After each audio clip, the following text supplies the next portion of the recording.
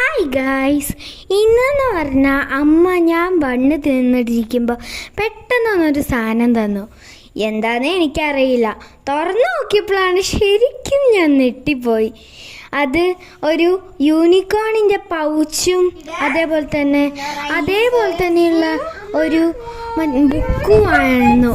അത് നല്ല രസമുണ്ടായിരുന്നു. അതിൻ്റെ മേലെ മൊത്തം പനിക്കെട്ടുകളുമായി നല്ല രസമുണ്ടായിരുന്നു.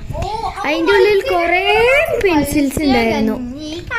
അതേപോലെ തന്നെ മീനിൻ്റെ പെൻസിലും റൈസേഴ്സും പച്ചക്കറീൻ്റെ ഷേപ്പുള്ള റൈസേഴ്സും യൂണിക്കോൺ റൈസേഴ്സും അതേപോലെ തന്നെ കുറേ പെന്നുകളൊക്കെ ഉണ്ടായിരുന്നു.